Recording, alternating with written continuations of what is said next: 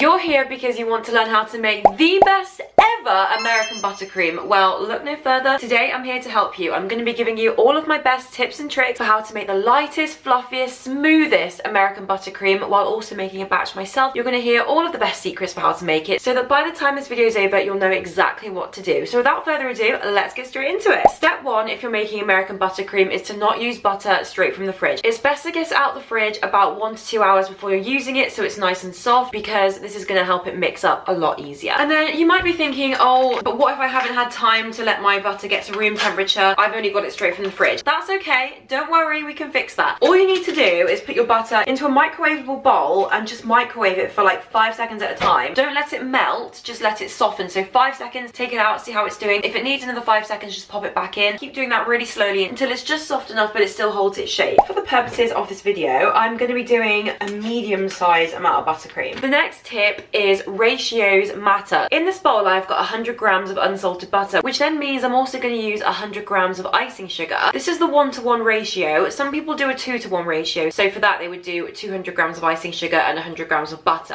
I've found that by doing the 1-to-1 ratio, you get the smoothest buttercream that isn't gritty, because there is nothing worse than eating cake and tasting a bit of that buttercream and really looking forward to it, but then it just tastes and has the texture of sand. This is going to prevent that, a 1-to-1 ratio. I'm probably going to put my butter in the microwave for 5 seconds just because it is a very cold day here. It's not as soft as I'd like it to be. And then for the next step, you are going to need a electric mixer. So you can use a hand whisk or a stand mixer. I do prefer to use my trusty KitchenAid stand mixer because you haven't got to put any effort in. You just literally shove the butter in and it just does all the work for you. When you're making buttercream, you always want to have a spatula on hand because we're going to be scraping the bowl down throughout the process. But anyway, I'm going to put my softened butter into my KitchenAid bowl. We're going to be using a paddle attachment for this step. Why do we have to use a paddle attachment, I hear you ask? This is very important. We don't want to use a whisk attachment, we have to use paddle. And what we're going to do is basically beat our butter for about 10 minutes. And what's going to happen in that time is it's going to soften, but more importantly, it's going to lighten in colour. So at the moment, you can see that it's very yellow. Just watch and see what happens in 10 minutes. It basically goes almost white. It's so good. And that means we haven't got to add too much food colouring if you want to do a white buttercream, for example, and just makes that buttercream really soft and silky. I'm going to get that started with a 10-minute timer, but every couple of minutes, I would say every like 3 minutes, you want to just turn the mixer off and get your spatula and just scrape down the sides of the bowl. Otherwise, the bits at the bottom aren't going to mix in evenly. You might still get some yellow bits at the bottom. You want to make sure all of the butter is evenly coloured. Let's get started. I forgot to mention, you don't want to have your mixer on too low of a speed when you're mixing the butter. Sort of like medium-high, so I would say 6 on a KitchenAid. Like that speed. You could probably go up to 8 every now and then, but I wouldn't recommend going to 10 because then the butter starts like spewing all out of the bowl. It's not great, it's a bit messy, but yeah. Another thing to mention is 10 minutes to do the mixing is sort of like a ballpark figure. If it's not looking as white as you would like it at 10 minutes, you can do 15, but I would say try not to do any more than that because the butter can actually start to separate and you can end up with buttermilk, so you don't want that. Our butter is done. As you can see, it's lightened in colour. It's nice and soft and fluffy. You sort of want it to resemble ice cream consistency. Now that we've got that, we're going to move on to adding in our icing sugar. So as mentioned before, we're doing 100 grams of icing sugar. I'm going to add in 50 grams at a time just to prevent it like exploding out of the bowl. And that is a really good tip if you're making obviously a bigger quantity of buttercream. Just add in your icing sugar gradually, so either do it like 50 grams or 100 grams at a time. So I'm going to just put that back in. And then a good tip to prevent icing sugar going everywhere is just putting a tea towel over the mixer like this as it mixes away, and then you're not going to get that big cloud of icing sugar. It's a great little hack for no mess. So let's combine that and then add in the rest of the icing sugar. So a few examples of different ratios you could do if you wanted to sort of think about how much to make. You could do 200 grams of butter and 200 grams of icing sugar, 100 grams of butter, 100 grams of icing sugar, and so on and so forth. And you might be thinking, isn't your buttercream just going to taste like butter? No. We're also going to add in a teaspoon of vanilla extract. This is my homemade vanilla extract. And what this is going to do is mask any butter flavour if there is any, but there is enough icing sugar to mask it. However, everybody likes their buttercream at different levels of sweetness. If you do try this buttercream and think, oh, it's not sweet enough for me, you can then just add in another 100 grams of icing sugar and do the 2-to-1 ratio. So that would be 100 grams of butter, 200 grams of icing sugar. But the more icing sugar you add, the grittier it is going to be in the long run. And we're looking for soft and smooth buttercream today. I've just added in my vanilla, more icing sugar. We're going to mix again.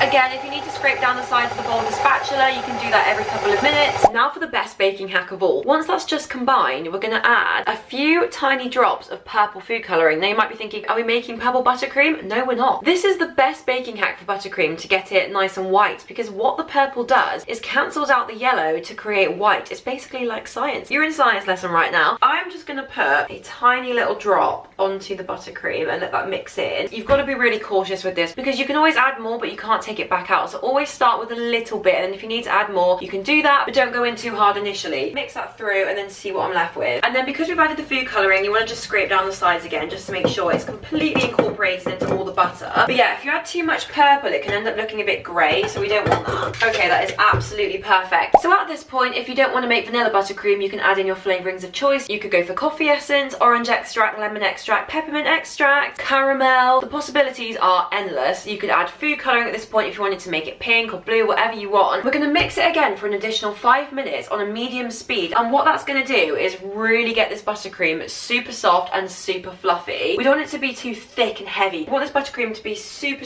soft, and you eat it and it's not too sickly, you know, it's just nice and refreshing. I'll be back to show you the results. I would say on speed either 4 or 6 for this, by the way. Yay, it's ready. Oh my gosh, just look at how light that's become. Think about how it was at the start and now look at that. That's impressive. Oh my gosh, it smells so good. I love vanilla buttercream. You're just going to basically want to take your spatula and get any residue off the paddle attachment. We don't want to waste any of this glorious buttercream, especially with the price of butter at the moment. Try not to think about that. And then the final step is just before using it, you want to give this a really good stir with a spoon or a spatula. I would say a spatula if you're using a metal bowl. I wouldn't use a spoon because it can scratch the bowl. Because what this is going to do is it's going to get out any air bubbles, making it ready for use. So if you pipe it, there won't be any air bubbles in the piping bag. So just a really good stir like this, just for a couple of minutes, maybe like 2 minutes, and then it's ready to use. Either way, at this point, you should have the smoothest, whitest buttercream. Look at that. It's perfect. It literally looks like whipped cream or like marshmallow fluff or something. It's amazing. It's the best buttercream you're ever going to try. And then the final question is, how do you store it? Now, you can do 2 things which are really good. You can basically keep it in the fridge or the freezer. So you can freeze it for a couple of months and you can keep it in the fridge for about 2 weeks. I would recommend keeping it in some cling film because then it's really easy to peel off once you're done with it. Because I don't need to use this buttercream today, I'm going to freeze it. I'm just going to roll out a bit of cling film onto my kitchen counter. These cling film packets never work, but I can never get it to rip the actual cling film off with the little spikes. I'm just going to get my buttercream ready and then just basically transfer it in a sort of like log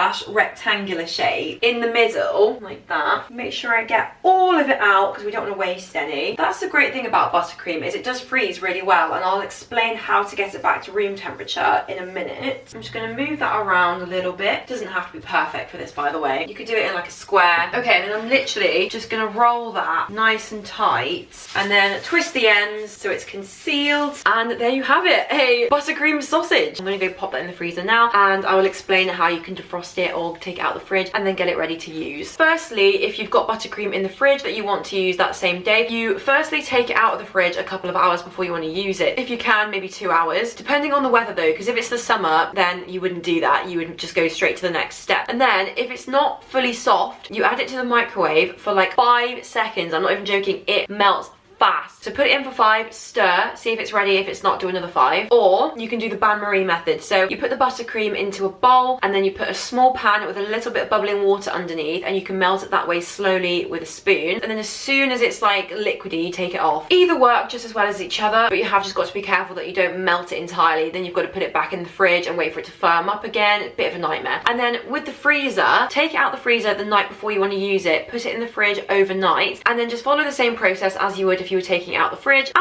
at room temperature for a couple of hours. If it's not done, microwave or bain-marie. And there you have it, buttercream that's ready to pipe. Give it a bit of a stir again just to make sure there's no air bubbles, and you're ready to go. And that is how you make American buttercream that is light, soft and fluffy. I hope you found this tutorial helpful and enjoyed the video. Please do let me know in the comments what other videos you would like me to make. I would love to hear what you guys would like me to do. Don't forget to hit the like button, the hype button and subscribe to my channel, and I will see you next week for a new video.